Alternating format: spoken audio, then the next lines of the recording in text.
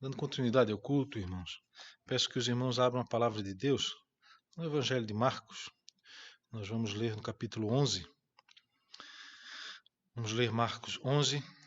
E hoje eu vou ler do capítulo 1 até o capítulo 26. É um trecho longo, com alguns episódios aqui, algumas situações que nós vamos tentar entender e tirar os princípios aqui para aplicar à nossa própria vida, né? Marcos capítulo 11, verso 1 em diante,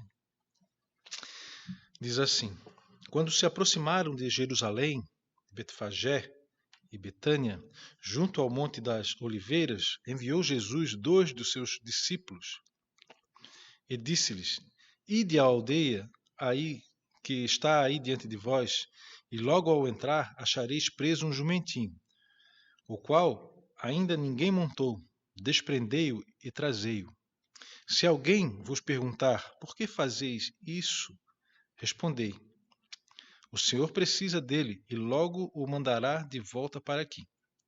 Então foram e acharam o jumentinho preso junto ao portão, ao lado de fora, na rua, e o desprenderam. Alguns dos que ali estavam reclamaram: Que fazeis soltando o jumentinho? Eles, porém, responderam conforme as instruções de Jesus. Então os deixaram ir. Levaram o jumentinho e sobre o qual puseram as suas vestes, e Jesus o montou. E muitos estendiam as suas vestes no caminho, e outros ramos que haviam cortado nos campos. Tanto os que iam adiante dele, como os que vinham depois, clamavam: Hosana, bendito o que vem em nome do Senhor. Bendito o reino que vem, o reino de Davi, nosso pai. Hosana nas maiores alturas.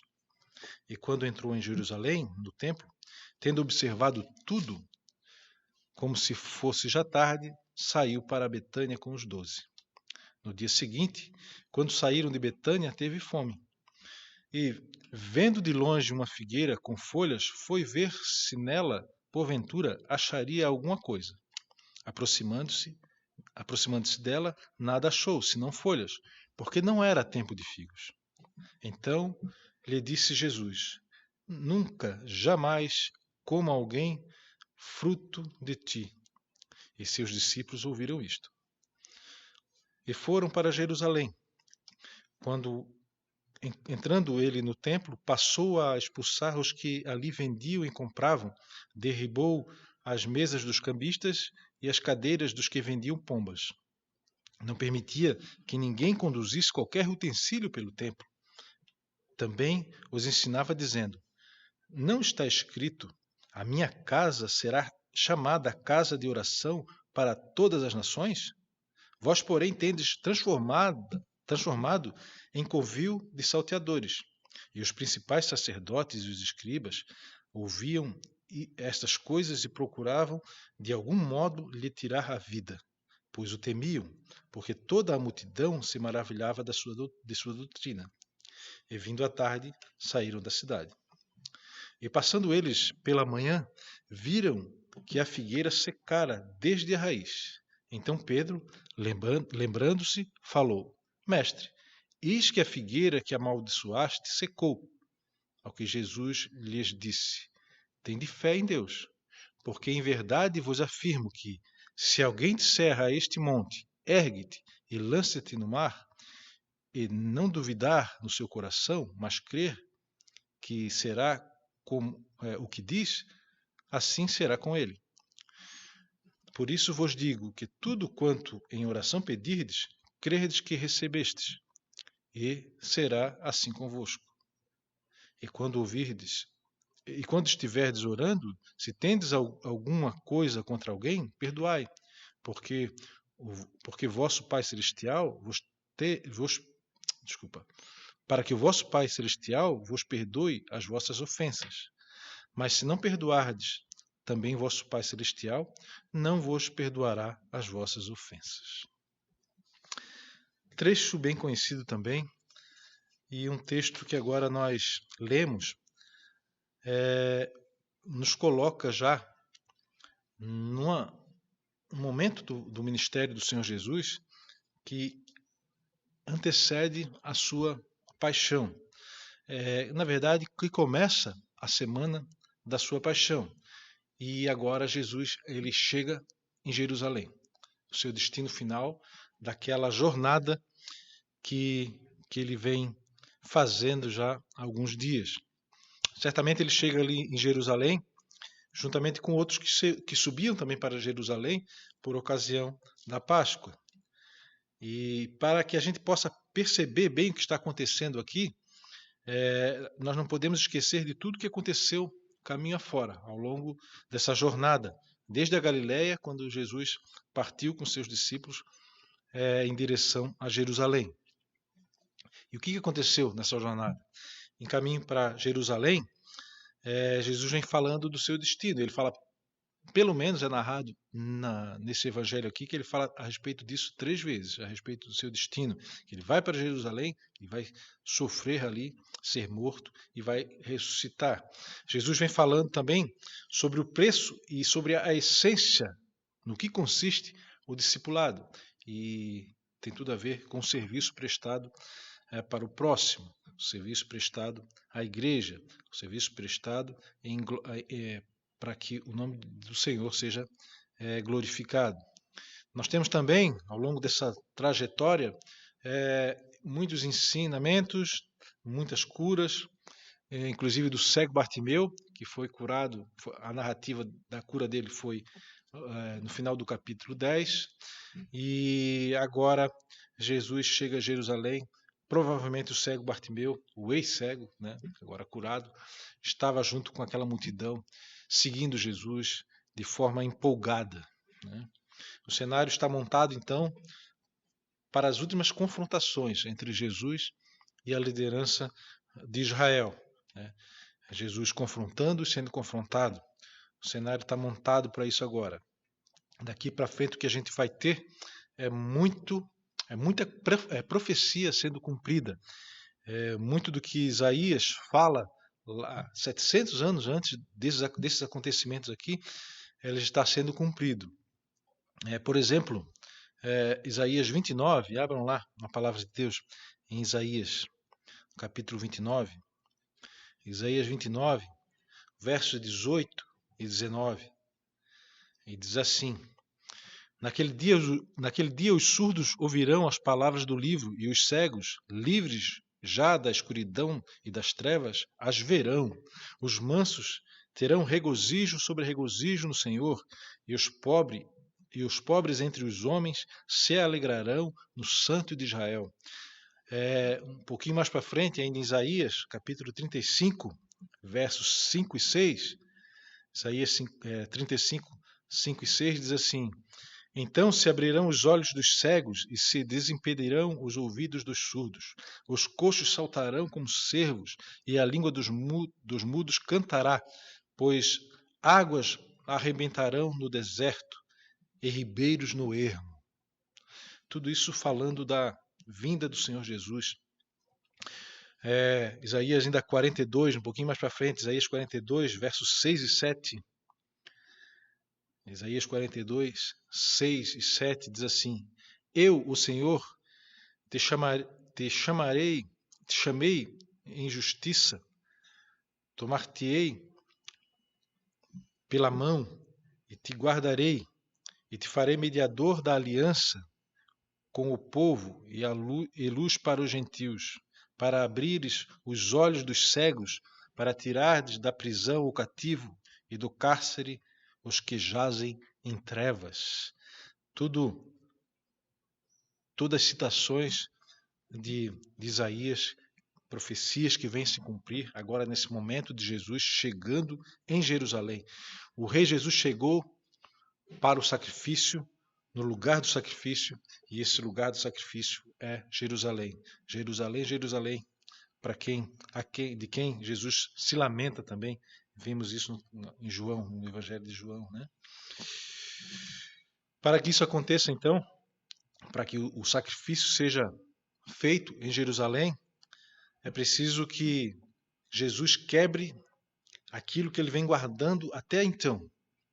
Até então, Jesus não tem permitido que o segredo da sua identidade, sendo ele o Messias, seja revelado. Muitos que professam isso, até mesmo demônios, falando: bem seis quem tu és, o Santo de Deus, são repreendidos por Jesus. Jesus, em alguns momentos, cura e diga: olha, não fala nada para ninguém ainda. Né? Mas chegou agora o momento dele se revelar como o Messias. O segredo messiânico, ele passa a ser quebrado agora.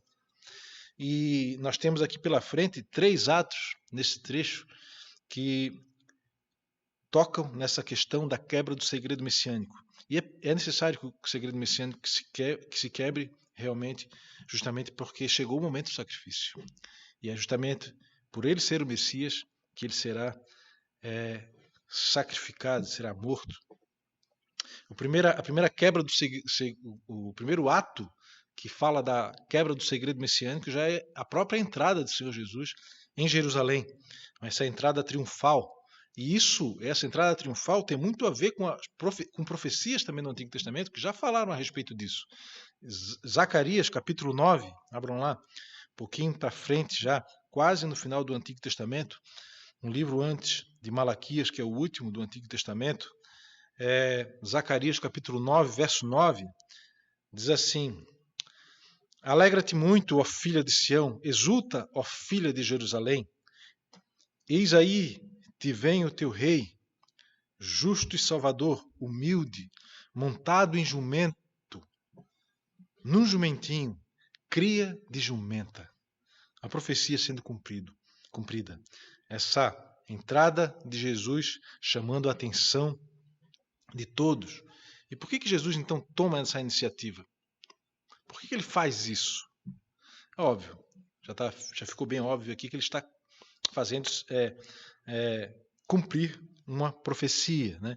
Jesus está falando a respeito de si mesmo, né? E fazendo o povo lembrar da profecia de Zacarias, se revelando como aquele que viria, o rei que chega, o Salvador, aquele em quem a filha de Sião, a filha de Jerusalém, deve se alegrar, e se alegrar muito. Ele é o Salvador humilde, e agora é a primeira vez que ele se declara abertamente assim. Chegou agora então a hora de acabar com o segredo messiânico. Jesus entra em Jerusalém como o grande rei que chegou. E qual é a reação do povo aqui? Algumas coisas, né? Como a gente está fazendo aqui, como eu tenho proposto a passagem por esses textos, a gente não está se prendendo muito em detalhes, mas alguns detalhes saltam aos nossos olhos, né? A reação de algumas pessoas aqui do povo, né? Por exemplo, aqueles que veem os discípulos de Jesus, aqueles 2 discípulos de Jesus tomando a jumentinha, eles concordam facilmente com o argumento daqueles 2, simplesmente porque dizem: não, o mestre precisa, o Senhor precisa desse jumento.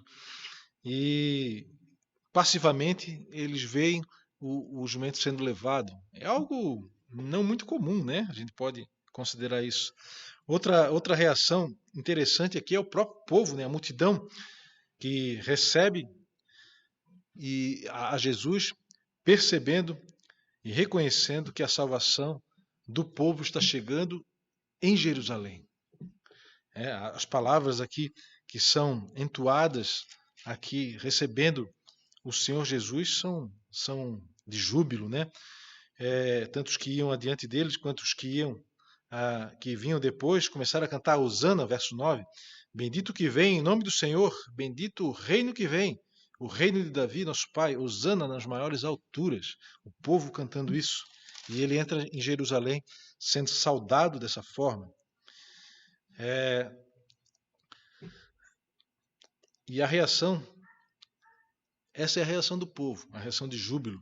Né? A reação da multidão coloca Jesus no centro das atenções. Imagina um homem entrando na cidade de Jerusalém, sendo aclamado por uma multidão. Todos os olhares agora estão voltados a Jesus.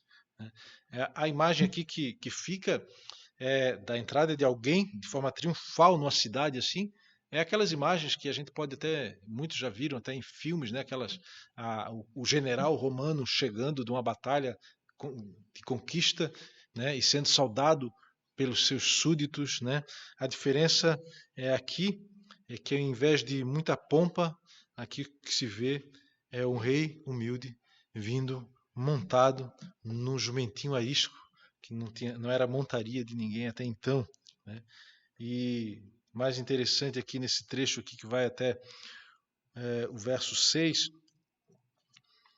e é que Jesus, a primeira coisa que Jesus faz depois de chegar em Jerusalém, Jesus vai direto ao templo, né? A partir do verso 12 fala, não, até o verso 11, né? Fala isso, que Jesus entrou em Jerusalém, no templo, tendo observado tudo, como se fosse já tarde, saiu para Betânia com os 12.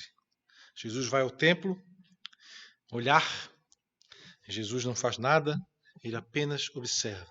Aí a gente tem que fazer outro exercício mental aqui, né? Imaginem os olhares de todos, aqueles que vinham cortejando, né? Fazendo o cortejo de entrada de Jesus em Jerusalém, clamando, se alegrando na presença do rei que chegou, cumprindo aquilo que Zacarias já havia falado. E agora, esse que chegou, intitulado Rei, agora o Messias vindo, revelado, vai ao templo e os olhares todos atentos. E agora?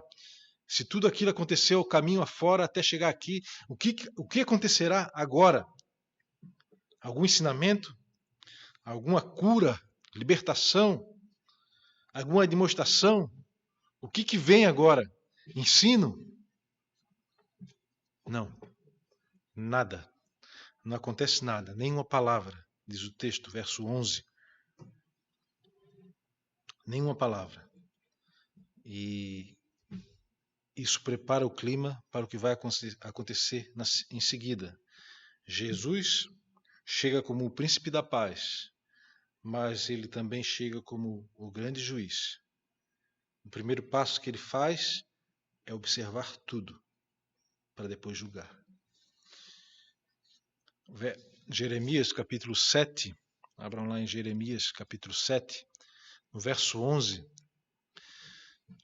diz assim: será esta casa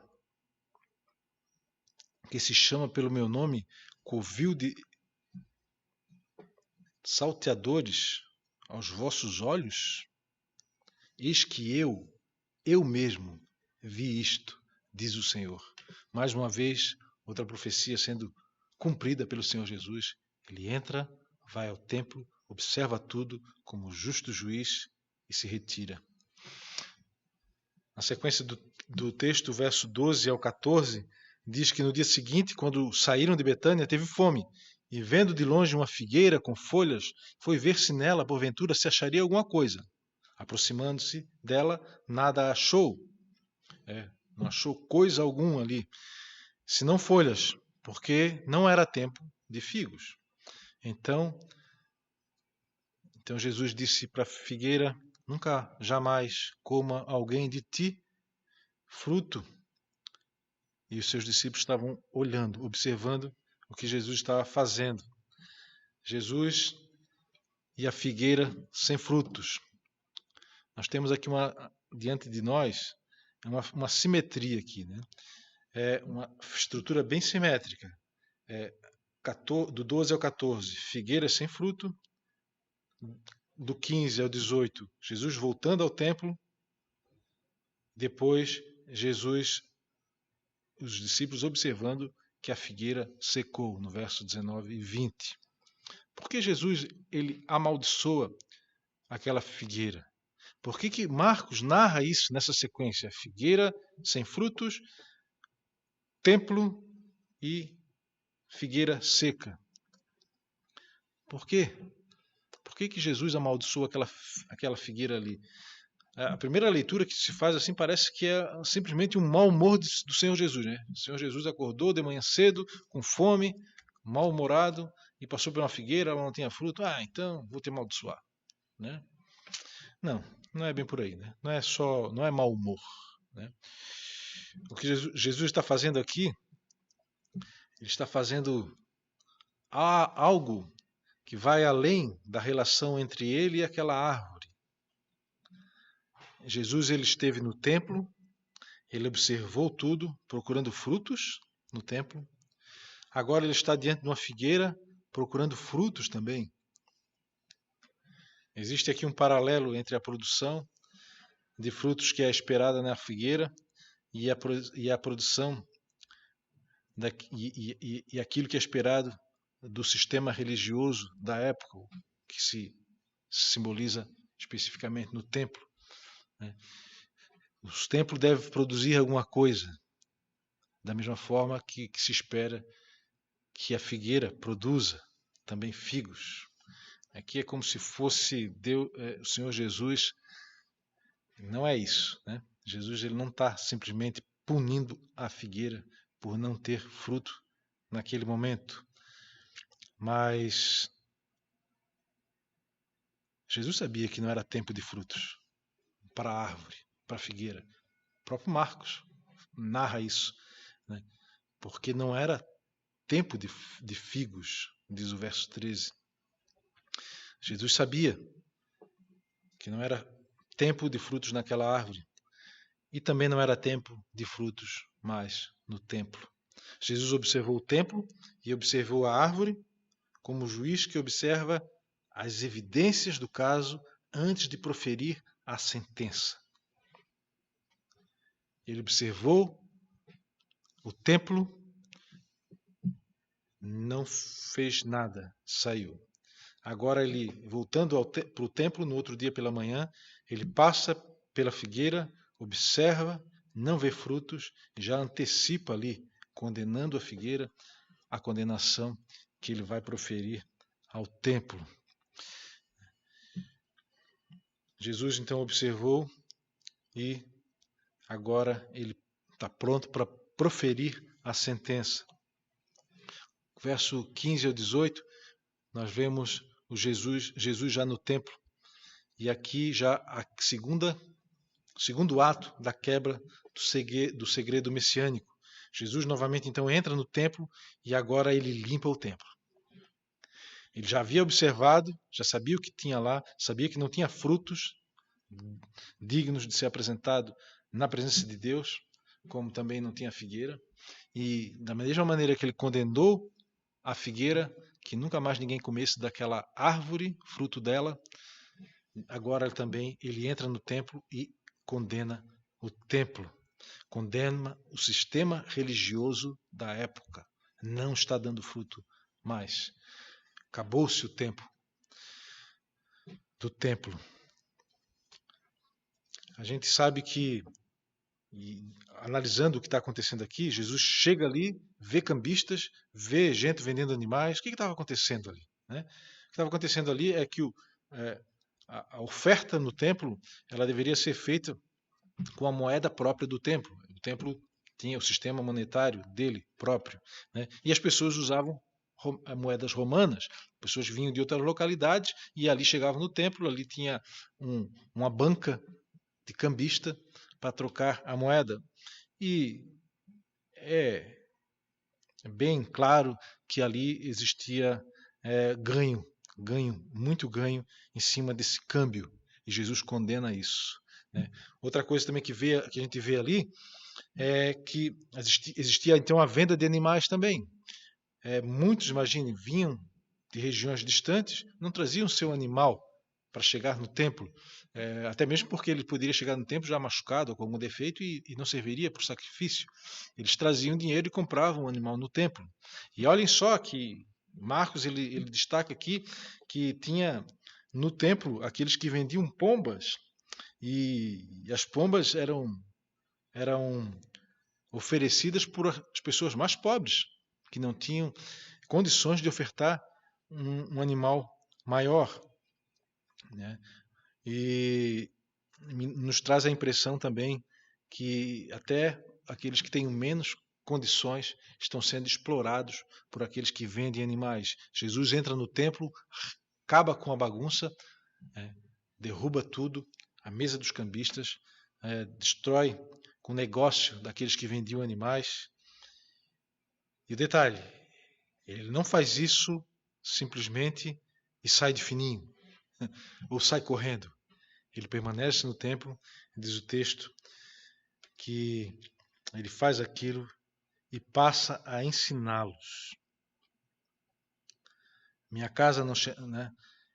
Ele faz isso no verso 17. Também os ensinava e dizia, não está escrito, a minha casa será chamada casa de oração para todas as nações? Vós, porém, tendes transformado em covil de salteadores. Jesus permanece no templo e agora ensinando no templo. Jesus aqui, aqui é outro cumprimento de profecia. Agora, Jeremias capítulo 7, decretando aqui o fim do sistema religioso da época, e que era simbolizado no templo, principalmente. Jeremias 7, do 11 a 9, diz: que é isto? Furtais e matais, cometeis adultério e jurais falsamente, queimas incenso a Baal e andais após outros deuses que não me conheceis. E depois vindes e vos pondes diante de mim, nesta casa que se chama pelo meu nome, e dizeis, estamos salvos. Sim, só para continuardes a praticar abominações. Será esta casa que se chama pelo meu nome um covil de salteadores aos vossos olhos? Pergunta o Senhor. Eis que eu mesmo, vi isto, diz o Senhor. Mais uma profecia se cumprindo. Mais uma profecia se cumprindo nesse ato do Senhor Jesus, no segundo ato dele, onde ele quebra o segredo messiânico e se mostra esse que viu tudo isso acontecendo no templo, já profetizado por Jeremias muitos anos antes, quase 700 anos antes desse evento acontecer, e relatado aqui em Jeremias capítulo 7. E do verso 19 até o 21, novamente nós voltamos para a situação da figueira, e agora a figueira seca. Pedro vê, verso 21, o que está a figueira, ele se lembra e fala para o mestre, mestre, eis que a figueira que amaldiçoaste secou. Terceiro ato da quebra do segredo messiânico. Jesus usa então a figueira para dizer que o templo ele está julgado. Jesus condena a falência do antigo sistema religioso dos judeus, do qual o símbolo principal era o templo. Marcos 11, 17, aqui ele diz que o templo é a casa de oração para todas as nações, citando a profecia. Né? O templo é o símbolo então da presença de Deus. Mas diante desses fatos aqui, Jesus está dizendo o quê? Chega. Não confiem mais nisso. A glória de Deus já saiu do templo. Não está mais lá. O templo não traz mais garantia nenhuma. O templo, ele já cumpriu o seu propósito. Porque agora eu cheguei. Eu cheguei. Estou para oferecer o sacrifício que todos os sacrifícios, desde o Antigo Testamento, apontam. Para onde eles apontam. Eu cheguei e o que eu vou fazer basta para a salvação de todas as nações. É isso que o Senhor Jesus ele está falando. Jesus está atuando agora contra a falsa paz do templo, como diz Jeremias no capítulo 8, outra profecia que aponta para isso. Jeremias capítulo 8, verso 11 a 13 diz assim: curam superficialmente a ferida do meu povo, dizendo paz, paz, quando não há paz. São vergonhosos, serão envergonhados, porque cometem abominação, sem sentir por isso vergonha. Nem sabem que coisa é envergonhar-se. Portanto, cairão os que caem. Quando eu vos castigar, tropeçarão, diz o Senhor. Eu os consumirei de todo, diz o Senhor. Não haverá uvas na vide, nem figos na figueira. Profecia se cumprido. Por isso que o Senhor Jesus usa aqui a figura da figueira para deixar bem claro o cumprimento da profecia em Jeremias. A falência, então, daquele sistema religioso, ela está decretada. Aquele templo não faz mais sentido.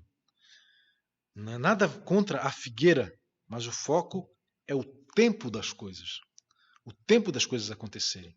Não é tempo de frutos mais no templo. Acabou o tempo do templo. Não faz mais sentido. Acabou o propósito do templo.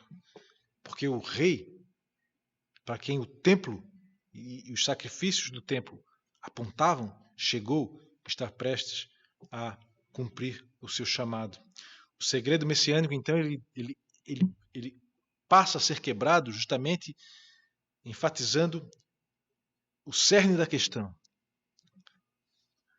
Porque o segredo messiânico, ele é o motivo, a quebra do segredo messiânico é o motivo da morte do Senhor Jesus.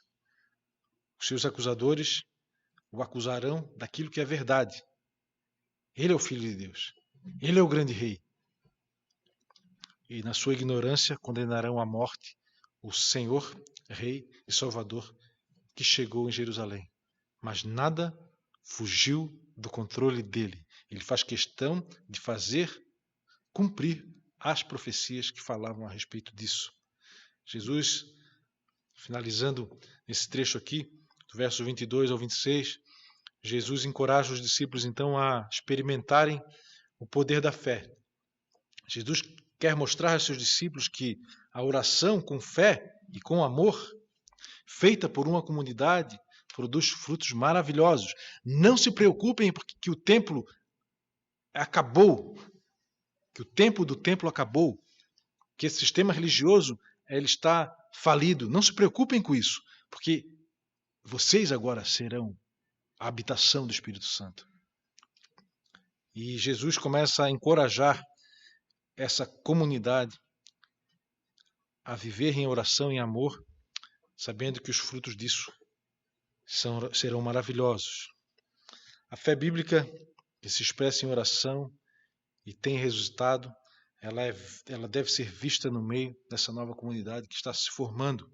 Fé é acreditar na palavra de Deus. O propósito do templo é que seja uma casa de oração para todas as nações. E Jesus está dizendo que haverá um povo se dedicando à oração e um povo que é marcado pelo perdão. Jesus está dizendo, olha, é o fim do templo. Agora haverá essa comunidade, que a marca dela será oração. Uma comunhão com Deus motivada pela revelação que Ele nos dá e que nos leva à salvação. Essa é a marca dessa nova comunidade. Um povo orando de acordo com a palavra e perdoando porque sabem que são perdoados. Esse é o novo templo de Deus, a morada do Espírito Santo. Essa é a sua igreja. Esses somos nós. Essa passagem também ecoa outros trechos do Antigo Testamento, algumas profecias. O livro de Zacarias, ele, como já citado aqui, né, verso 9, diz assim, capítulo 9, verso 9, alegra-te muito, ó filha de Sião, exulta, ó filha de Israel, eis que aí vem o teu rei, justo e salvador, humilde, montado em jumento, num jumentinho, cria de jumenta. E esse texto, ele abre caminho para mais à frente, capítulo 12, abram lá, Zacarias capítulo 12, verso 10, diz assim, e sobre a casa de Davi e sobre os habitantes de Jerusalém derramarei o espírito da graça e de súplica. Olharão para aquele a quem traspassaram. E esse trecho aqui também é usado pelo evangelista João no capítulo 19, verso 37, quando ele narra Jesus na cruz sendo traspassado por uma lança romana, um centurião verificando se ele estava morto. E no capítulo 13, capítulo depois desse aqui usado por João, capítulo 13, verso 1, diz assim, naquele dia haverá uma fonte aberta para a casa de Davi e para os habitantes de Jerusalém. para remover o pecado e a impureza. E, caminhando já para o final, é importante a gente perceber que Jesus falou aqui sobre o monte que eles estavam, né? E aqui não é algo vago que ele está dizendo. O que ele está falando tem a ver com o reino de Deus. Ele está dizendo que a comunidade que compõe agora esse novo templo tem identidade com Deus e deve estar em sintonia com Ele, lembrando das profecias, como por exemplo, Zacarias capítulo 14, verso 4 e 5, que diz assim: naquele dia estarão os seus pés sobre o Monte das Oliveiras, que está de frente a Jerusalém para o Oriente. O Monte das Oliveiras será fendido no meio, para o Oriente e para o Ocidente. Haverá um vale muito grande. Metade do monte se apartará para o norte e outra metade para o sul. Fugireis pelo vale dos meus montes, porque o vale dos montes chegará até Azal. Sim, fugireis como fugistes do terremoto nos dias de Uzias, rei de Judá. Então virá o Senhor, o meu Deus, e todos os santos com ele. O Senhor está convidando aqui, nos convidando, aqueles que o ouvem, para fazer parte desse reino. E para não estar mais associado àquele sistema falido, simbolizado pelo templo. Não se preocupem, é como se o Senhor Jesus está falando. O sistema faliu, o templo não cumpre mais seu propósito, não dá frutos, igual uma figueira sem frutos. Não tem problema. Agora vocês são essa nova comunidade. E esta fala de Jesus deve ser entendida com base naquilo que ele fez até aqui. O texto em si, ele não está dando base para nós, para que a gente pense que agora nós podemos usar Deus para fazer as nossas vontades. E se nós orarmos, pedindo a Deus insistentemente, Ele vai se ver obrigado a fazer todas as nossas vontades. Não é isso. A expressão esse monte não se refere a um lugar qualquer.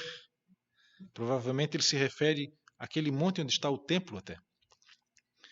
E se esse local onde está o templo precisar ser destruído, assim como a figueira foi destruída, certamente ele será destruído. Se assim for a vontade de Deus. E se você tiver fé nisso e acreditar que o momento do templo acabou, o tempo do templo acabou, e ele não vai mais dar fruto, isso acontecerá. Contudo, aqui, no mais, Jesus o que está fazendo aqui é usando de um dito proverbial, né, para dar ênfase nessa mensagem que ele está trazendo. Acabou. O tempo do templo acabou. E ele usa dessa hipérbole aqui para chamar a atenção. Ele está usando essa hipérbole para chamar a atenção dos seus ouvintes. Ouça, acabou. O sentido geral é essa oração com fé, dita por Jesus, ela está relacionada com a implantação do reino de Deus pela vontade revelada de Deus. Considere isso. Jesus está nos fazendo um convite para que participemos deste reino com poder e possamos experimentar isso por meio da oração. Precisamos considerar isso sim. No início desse evangelho, finalizando já, nós lemos aquela composição de profecias falando da vinda do Senhor, Malaquias e Isaías. Malaquias enfatizando julgamento, Isaías enfatizando salvação. E é isso que acontece quando o Senhor se manifesta. Quando o Senhor se manifesta, é isso que acontece, essas duas coisas. Salvação, livramento, júbilo, alegria para os seus discípulos. Do outro lado, condenação, acerto de contas, angústia, tristeza para os seus opositores. Aqueles que querem ficar presos ao sistema falido, esses serão os opositores. Aqueles que aceitam o convite e agora compõem essa nova comunidade de poder em oração, esses são os seus discípulos. Não existe meio termo. Não há como permanecer neutro na presença do Senhor. Há um momento de decisão. Eu estou de um lado, eu vou ficar no templo e ser destruído com o templo, ou vou estar no novo templo construído por Deus e viver eternamente.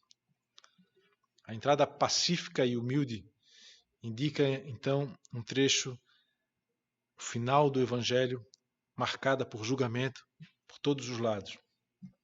Não há como separar esses dois ministérios do Senhor Jesus, o Rei que chegou, o Rei de misericórdia e o Rei de juízo. Nós somos resultado disso e, como resultado disso, nós devemos nos alegrar com isso. Agora nós podemos manifestar a nossa fé em oração, uma oração de quem não foi condenado com o mundo, mas alcançado pela graça de Deus. A graça divina nos alcançou. Uma oração que é marcada por fé, uma oração que é marcada por arrependimento do pecado, uma oração que é marcada por perdão àqueles que nos ofendem, porque sabemos que fomos perdoados de uma ofensa gigante que fazíamos, que tínhamos contra Deus. Uma oração marcada por ação de graças na presença de Deus. Ações de graça pelo bem maior que alcançamos, que é a nossa própria salvação oferecida a nós nos méritos do Senhor Jesus. O que eu quero que Deus faça em nós é que Ele nos capacite a fazermos parte dessa comunidade. E essa comunidade que Ele quer ver abençoando outras nações. Fazer isso em oração. Fazer isso também conscientes do perdão que nós temos recebido do próprio Senhor Deus. Uma comunidade que sabe que o humilde servo sofredor que sofreu nas mãos dos seus opositores fez isso para o resgate de muitos. E nós estamos incluídos nesse muitos. Nós, a comunidade de oração agora. Uma comunidade que sabe que o sistema sacrificial do Antigo Testamento não faz mais sentido, pois cumpriu o seu propósito. Ele cumpriu o seu propósito assim que o Senhor Jesus foi levantado fora dos muros de Jerusalém e dessa forma atraiu muitos para ele.